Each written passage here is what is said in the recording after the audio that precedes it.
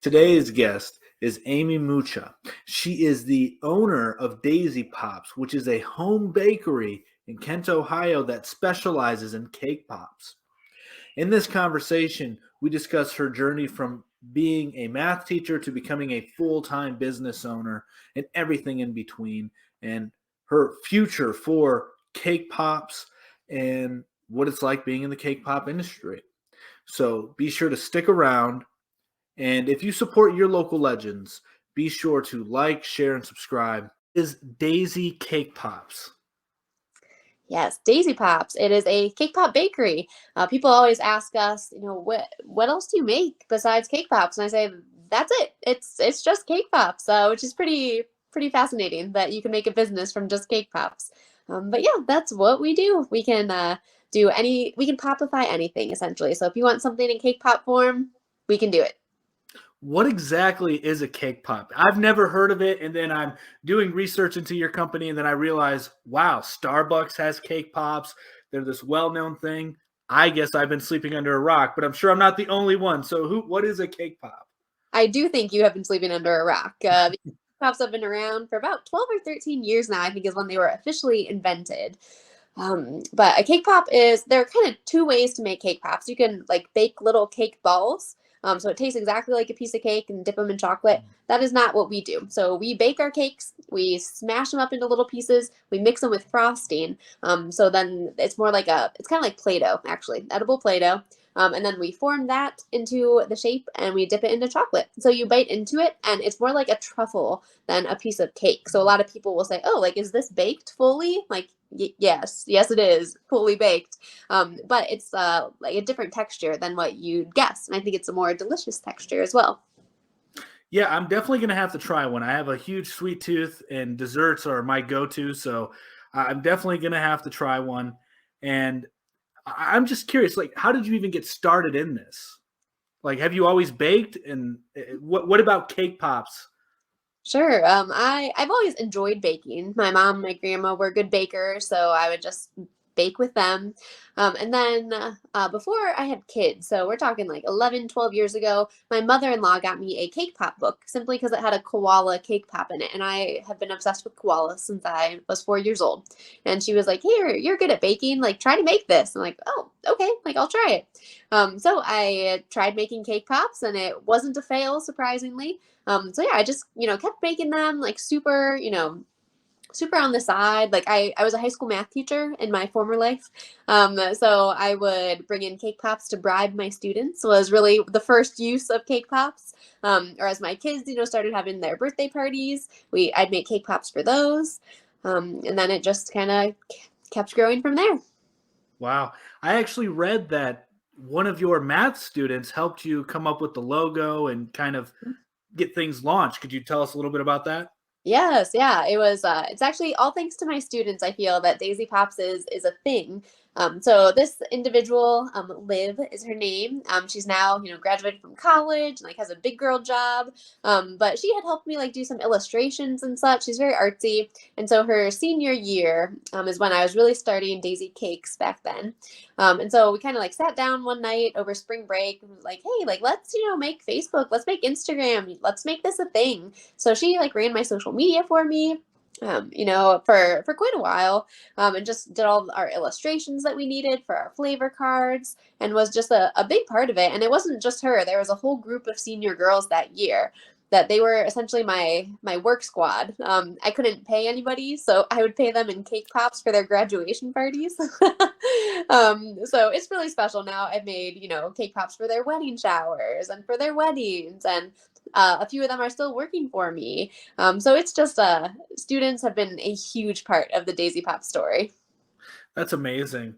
Now, I bet it was hard to make that transition from being a math teacher to just being a full-time baker essentially and making cake pops.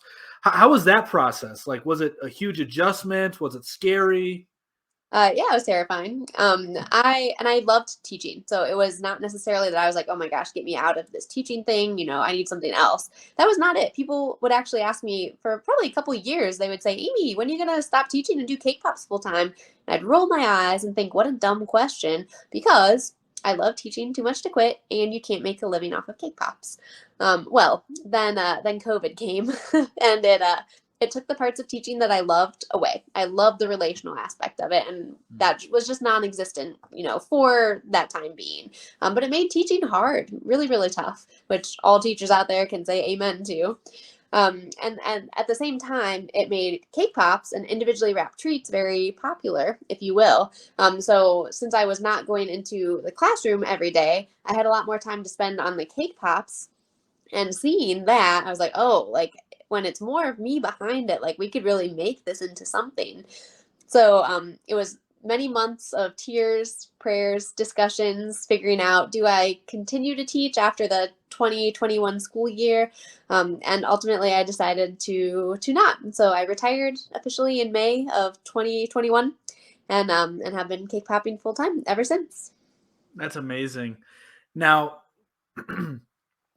was your family supportive of this transition? Like, were they all behind you to make it happen? Yeah, so my husband, sorry, I'm going to get a power cord right now so that I You're don't fine. in the middle of this. My husband he is also a business owner and has been the biggest support in all of this. And when I told him for the first time that I didn't know if I wanted to teach anymore, he looked at me like I had grown two heads and was like, what are you talking about? You love teaching, which, as I said, I did indeed love teaching. So it was kind of a new thought that I wouldn't be teaching, the rest of my life until, I was a grandma or something. But when he started, really thinking of it and saw that I was serious and it wasn't just like a, mid-30s, early 30s crisis, he was like, well, he's like, let's look at the numbers, which clearly I was a fan of since I love numbers.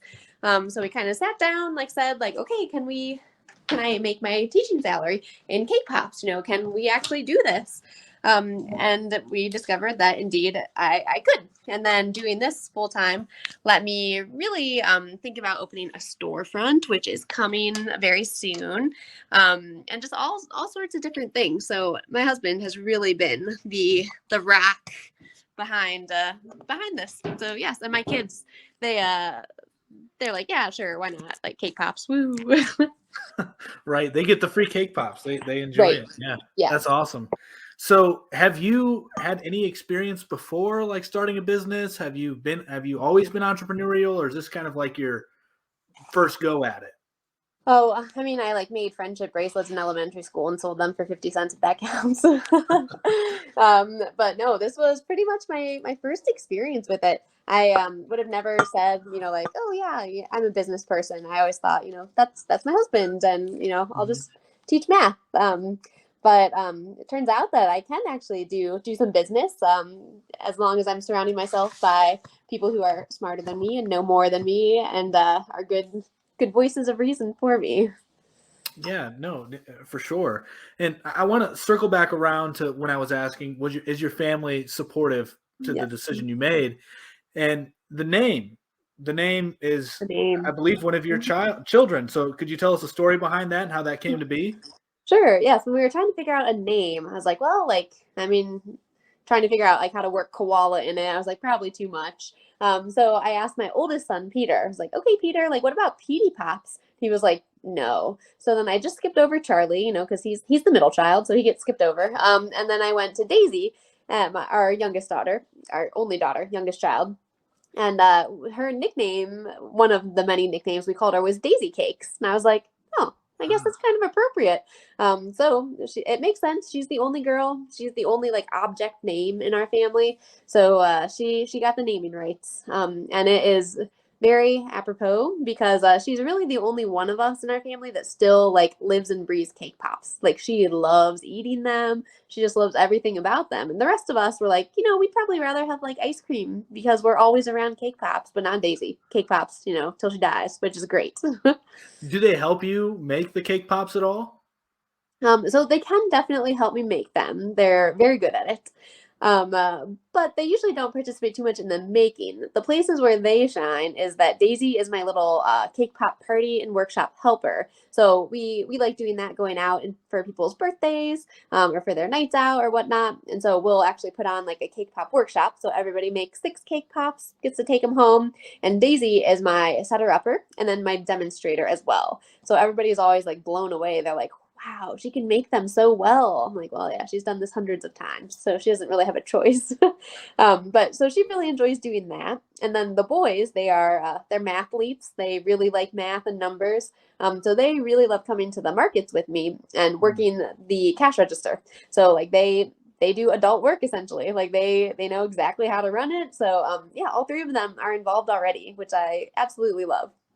Yeah, that's incredible that you can have your family come Mhm. together and really help you with the business. I think a lot of people wish that they could do that. And, because I'm not aware of, jobs these days, a lot like having like bring your kids to work. I think that was more like before my time, even really. Right. So this is Mhm. really old. But now being able to, have your own business and incorporate your family in that must be very rewarding. Yeah, it really is. And it's always a struggle being a mom who's also a business owner, being like, well, all the time that I put it into my business, especially when my kids are home over the summer or something, is detracting from time with my kids. But when I can kind of kill 2 birds with 1 stone, I'm like, oh, like, so this is, it's 3 hours in a market, but also like 3 hours with my kids, which has been like really, really special. Oh, I can imagine. Mhm. Now, I'm curious, how did this actually start? Because I know that you said that you had people tell you you should sell this, or are you Right. thinking Mhm. about doing this full Right. time? Mhm. So, when you actually decided to go full time, was it a matter of trying to, reach out to people to do events, or did people say, "Will you host my kid's birthday party or host my birthday party?" Like, how did that happen actually? Right. Well, I mean, like at the beginning of me actually like making money off of cake pops, I had made I think little like turkey cake pops for my son's like preschool teachers. And one of my students at the time, his mom saw them. She was like, "Oh, those are cute. Like, can I buy some? Like, you'd want to spend money on these things?" I was like, "Okay, like sure." So that started, about like a year or so of me just like making holiday cake pops. So, I'd make like 10 dozen Christmas cake pops, text a few people that I know had like bought cake pops before, be like, hey, do you want a dozen cake pops? And if I sold all of them, I was like, great, like this is so fun.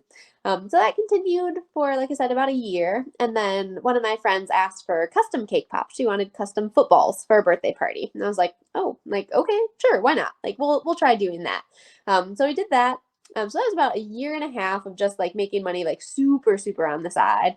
And Mhm. then in March of 2018, so almost exactly 5 years ago, is when my student Liv and I sat down, like made it like an official side hustle. And then just, in that first year, I keep a pop counter. So as a former math teacher, I still like doing the math and making other people do the math. So when people buy cake pops at a market, they have to like flip the pop counter, however many. So we always have That's this really keeping cool. track of our cake pops for us. And that first year in 2018, we sold over 13,000 cake pops. I'm like, wow, like that is crazy. Like we are killing it. And so we just keep the pop counter going, reset it every January 1st. And last year we hit almost 138,000 cake pops in a year. So that's just kind of how the growth has been. When COVID came, like I said, I truly thought that Daisy cakes at the time was a thing of the past. I was like, well, it's been fun, but nobody's going to care about cake pops when you're worried about bigger things. When in fact the opposite was true. We started making like make your own cake pop kits, which then eventually led into the cake pop parties and workshops.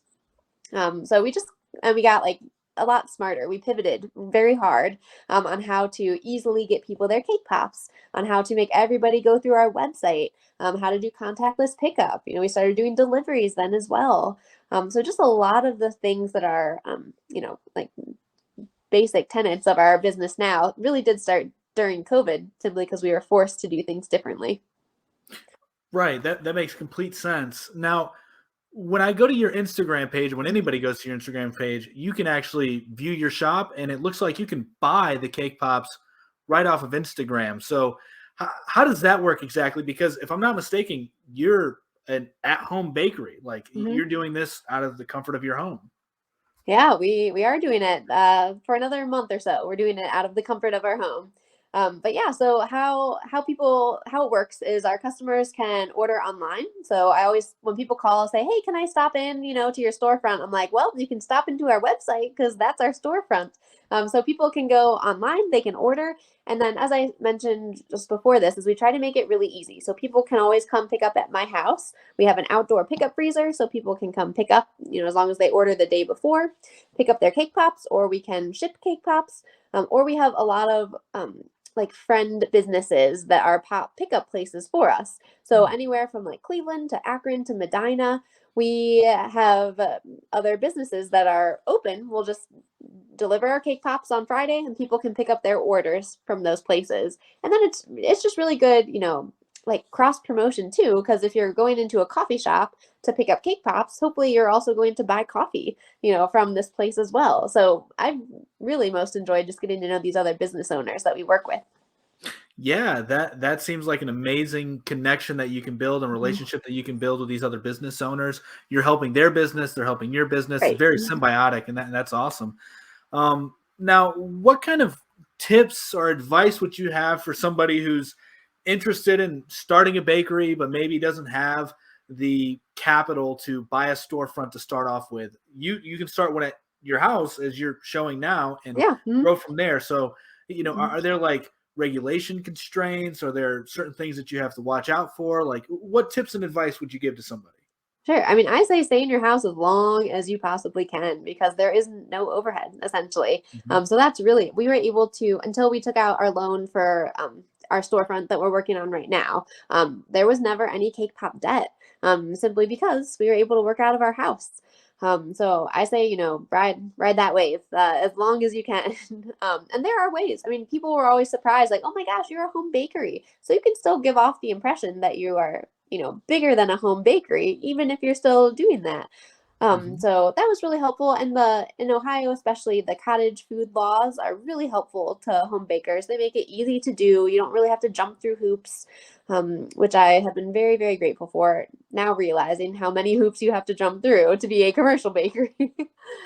um, but yeah, I mean, I just think like too, and I always think that when you make the decision for your hobby to become a business, whether it's a side hustle or whether it's a full time hustle, you're taking something that you like love and like doing for fun, and you're switching that. So now your free time that was just spent making cake pops for fun is you're working now. So you really have to be sure, like, okay, like I'm ready to hustle.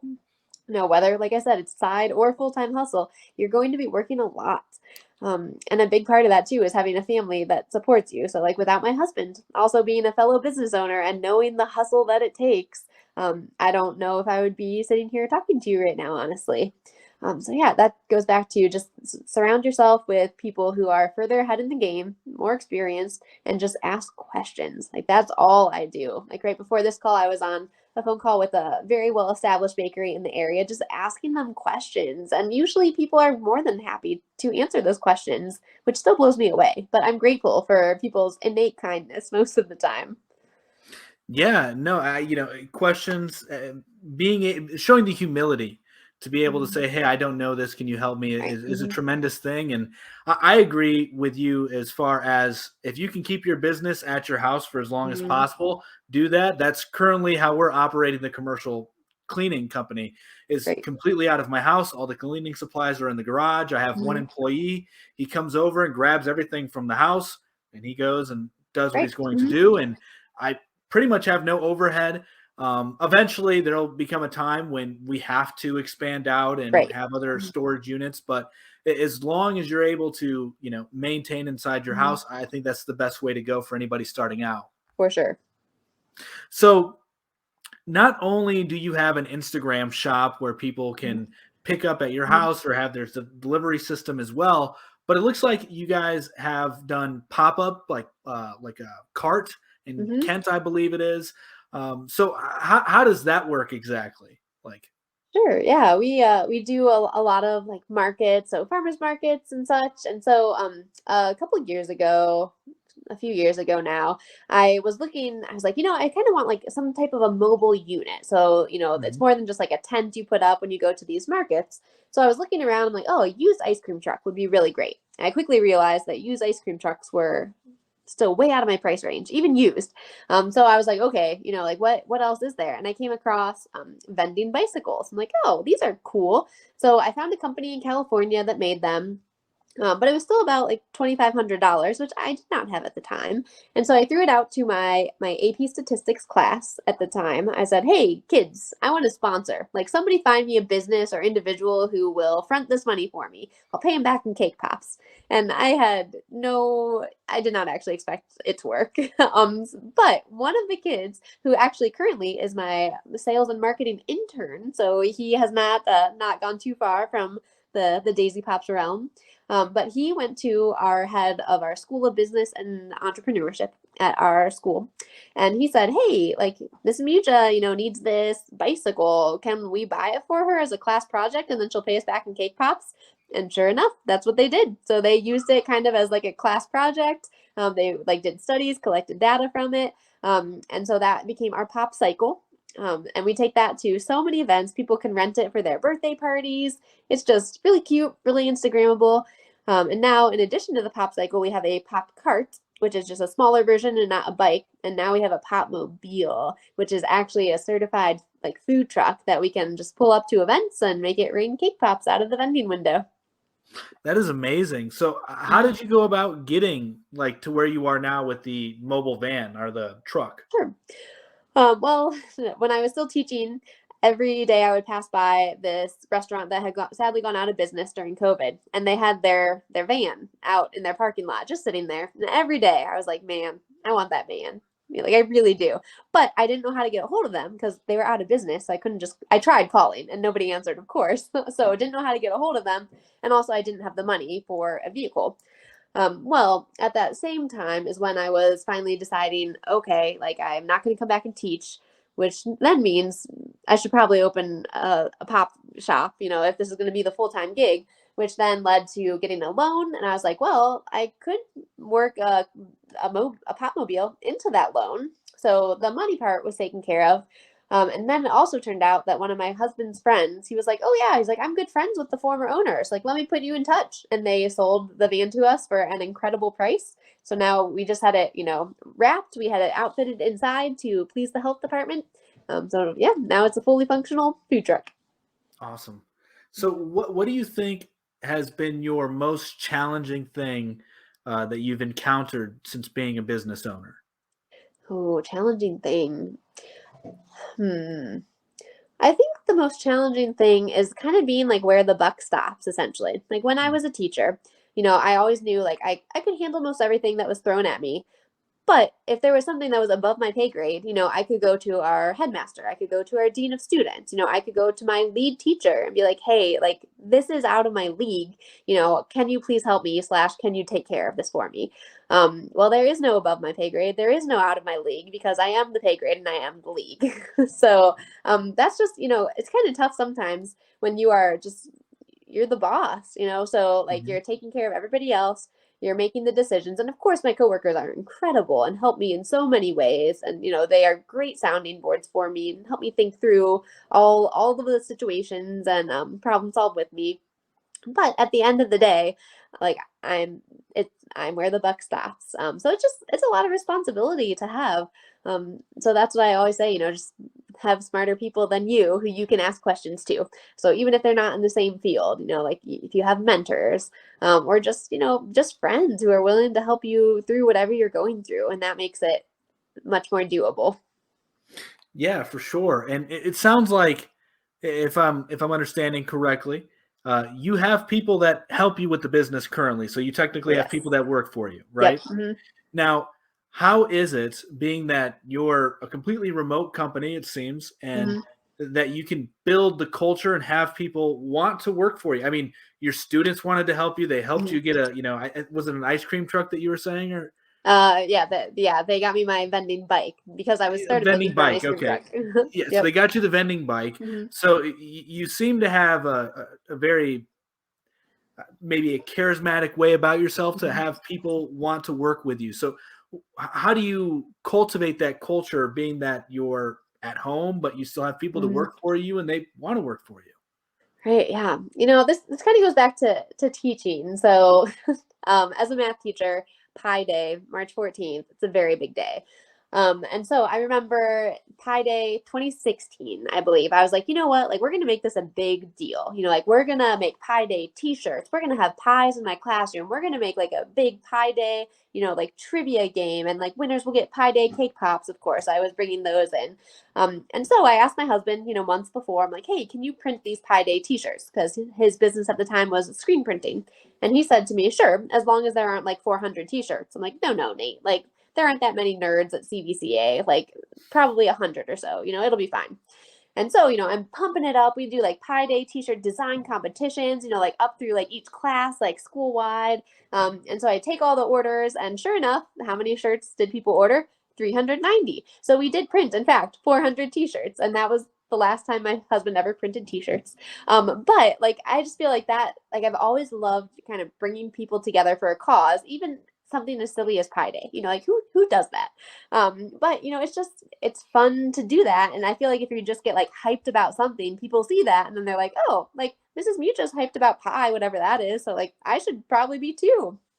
So Um, basically, what you're saying is passion is yes. contagious.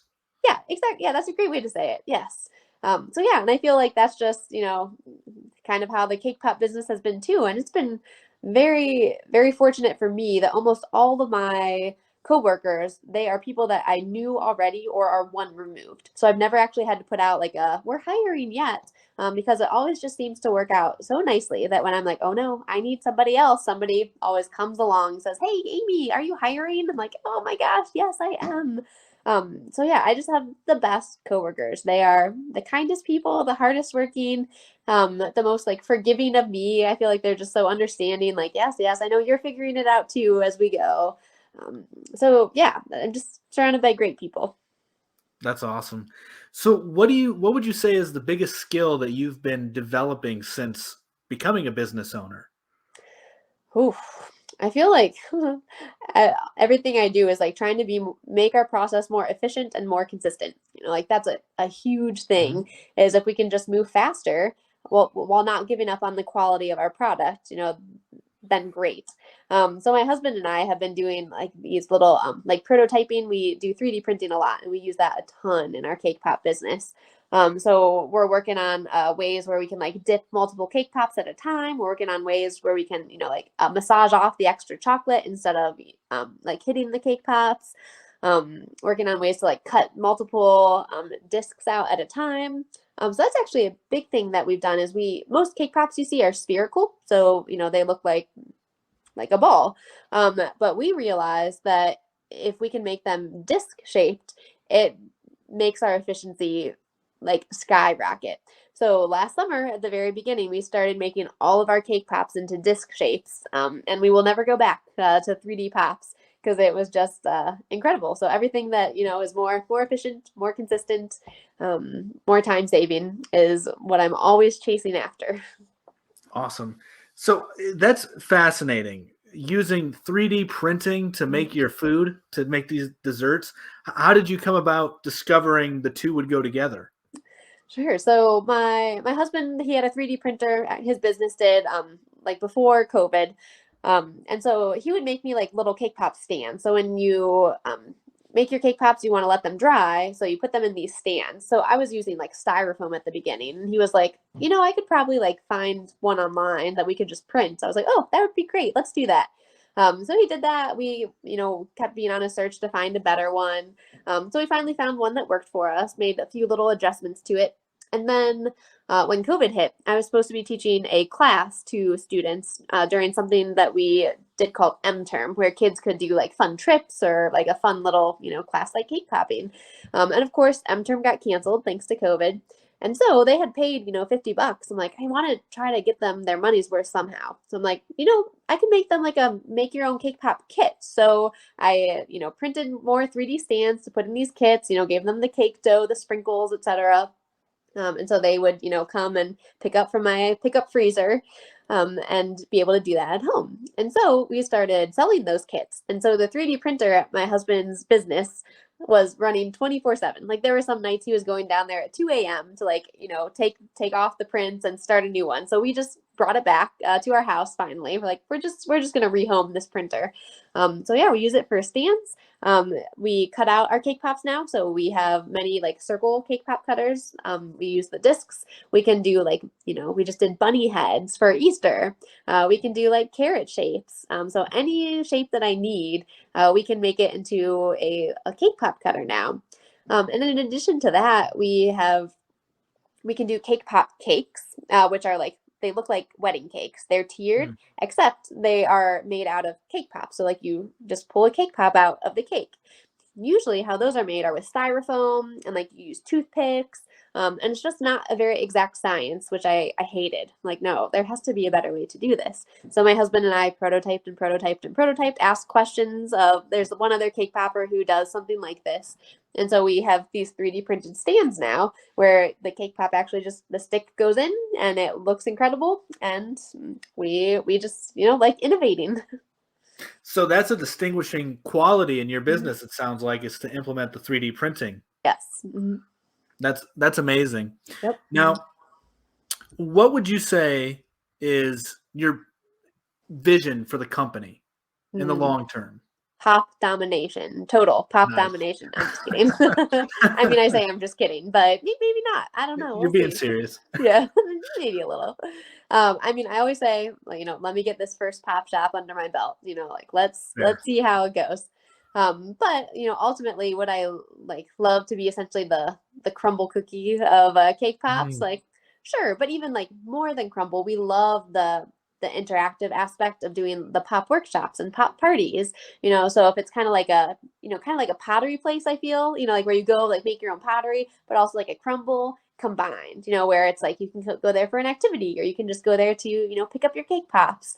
But whatever it turns out to be, like I want people to remember more so than the cake pops, like the experience, so they think like, oh, like I just had such a good time. These cake pops brought me so much joy, both in the receiving of them as well as the eating of them.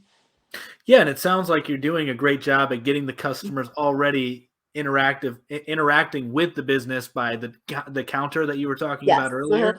Yeah, and I'm sure that there's many other ways that you can think of implementing the customer into the process. So right, there's actually this is one of my favorite stories. So when people are buying their cake pops, they do the pop counter, of course, and then the pop cycle, it has a bell on it like any good bike does. And so we started, I'll always tell the customer like, okay, I'm gonna ring the bell and you're gonna yell cake pops. So I ring the bell, they yell cake pops. Some people will whisper cake pops, and they'll be on their way. I have gotten so many videos of people with little kids. So these little kids will be like at a playground, or somewhere. They'll like ring a bell somewhere and then they'll yell cake pops. I'm like, oh, it's like Pavlov's dogs. We're training them young. But like that makes my heart like so happy though, that like they hear a bell and they're like cake pops, like that's just what they do. And that's probably why the business did so well, in my opinion, during COVID, because people were looking for a release, something joyous as opposed to being in fear. And everybody, I mean, what doesn't bring people together more than sweets? Amen. Amen and amen. So now, what is your biggest motivation? Oof. I mean, I always say like our little tagline is, like pops of joy. So I feel like that's the motivator. Like I want to bring joy to, of course, our customers. So like I want them to, their day to be better because they got a cake pop. I want to bring joy to my coworkers. I want them to come into work, when we're all eventually all together at the pop shop and like walk away thinking, like I worked, but like the time flew. Like it was so much fun. We had such a good time together, and I have a little extra joy in my life. I love like people sending gifts to other people using cake pops, to spread joy. So I just love seeing that. Like when I'm out and about, I always have my cake pop bag with me and it's full of cake pops. And so if we have a great waitress, or, a great coffee barista somewhere, I'll usually just pull out some cake pops and say like, thank you so much. Here you go. And sure enough, like the smile on their face is all worth it. So yeah, just, spreading joy to people through something as silly as tiny little cake pops. And what better way to market too? I mean, you can just Oh, give true. people There's that. Yes. free candy, like, or a cake pop, like, here you go, and Right. then people are going to remember you, and they're probably going to buy from you. So that's brilliant marketing, whether that's your intention or not. It's brilliant. It's a nice, secondary thing. After the joy, the marketing comes in. But Yeah. I will tell you that has worked several times in my favor. I was listening to the CEO of the Akron Marathon speak at an Mm. event. So of course I had done my homework. I made little logo cake pops that had the Akron Marathon logo on it. So right after she spoke, I went up to her, said like, "Thank you so much. I've actually like run the Akron Marathon, such a great race. Here's some cake pops for you." The next day I get a call, and it is indeed the CEO of the Akron Marathon saying, "Hey, it's a big anniversary for us. We were just thinking of ordering custom cookies for these, Oh. swag bags, but I think we need cake pops." I'm like, "I think you do too." So sure enough, an order for like 600 cake pops with, the Akron Marathon logo came in later that day. I was like, wow, that worked out well in my favor. Yeah, I feel like that's one of the underutilized things people can do, especially when they have a small business, is to give, Right. just to give. Hmm. Like that's one of the biggest things that I've learned being a business owner myself is just being willing to give something for free is the Hmm. best marketing branding that you can do. And it's not to in hopes of you getting something in return, but actually doing it out of the Right. Hmm. kindness out of your heart. And then if things fall into place Exactly. where they want to work with you, that's great. It makes Hmm. it builds a stronger relationship. Right. Very true. Yeah, my husband always jokingly says that I'm shameless when I hand out my cake pops. I'm like, I was like, I can be shameless if I want to be. I was like, but this is not a situation in which I am shameless. Like, I do not Right. expect, the waitress that I just had to go, to turn around and order, thousands of cake pops. I'm like, but is her day a little better than it was? I sure hope so. And so goal accomplished. Exactly. Exactly. And there's no pushy way of going about giving somebody a cake pop anyway. True. I mean, Yes. that's like the most non-invasive Mhm. sales tactic that one Great. can use is just Yes. here's a sweet. Yeah, exactly. I try to convince all other business owners that they should really use my cake pops with their logos on it, QR codes on the back. It's like the new business card. I'm still working on it though. I think Ace One Cleaning needs some. Just saying. I think you're right. So, uh, the last question I have for you, this is a fun one. It's been a theme on the interviews I've had All right. thus far, and I think I know the answer because the answer has been the same for everyone, but I'm curious to hear what you have to say. All right. Network, money, or fame? Which one would you choose and why? Not money. Cake pops is not where you're going to make money. Not fame. So network. Yep. Pretty universal statement. And why do you say that? I know it's probably self-explanatory, but what's your reasoning why you would choose network over just having money or having fame? Right. I feel like networking I mean, like your network can get you further than either one of those other two, honestly. And like that's just like in the success, realm. But I always say my favorite part of cake popping is the people. I don't like just, sitting in my basement cake popping by myself. Like I want to be surrounded by my coworkers. I want to be at a market and like meet our customers and hear them say, this is actually the only reason we come to the farmers market, is to get your cake pops. I'm like, oh, like, I love hearing that. We love like collaborating with other business owners. In fact, we do a collaboration every single month. So this month we're working with a gluten-free bakery around us. We took their chocolate chip cookies and we popified them into gluten-free chocolate chip cookie cake pops. Wow. So we get to promote them as well, and so we love just gaining friends, other business friends, especially through those collaborations. And yeah, just the relationships we made, like the pop pals is what we call our, cake pop friends. The pop pals that have become my real life friends are, it's just such a sweet thing, pun intended, of course. That's incredible. Now, I actually do have one last question. Okay, sure. And well, there's going to be two more, but this is Mhm. interview related. All right. Um, what and wow, it flees me as I'm about to ask it. So, guess I will not be asking that. Let me know when it pops back into your head after these next couple. Right. So, um, I guess where can people find you? Where can people find maybe if you want to, gain, followers on your personal brand, or just if you want to just grow Daisy Pops, where can people find you? Sure, yes. Well, my name is Amy Mucha, so like LinkedIn is always good, Facebook. But for the Daisy Pops front, which is far more entertaining than the Amy Mucha front, our website is www.daisypops.com. So that's where all the ordering is. That's where you can like add yourself to our email list to stay up on the pop news. Instagram, I love Instagram. We love interacting with you guys on there. Facebook, if you just search Daisy Pops, Kent will probably pop up. But yeah, any of those things, feel free to send us a message, and it's me responding. I'm still running the social media for us, but I love that job. That's awesome. Well, thank you very much for coming on. It's been a pleasure speaking with you. You as well. Thanks for having me.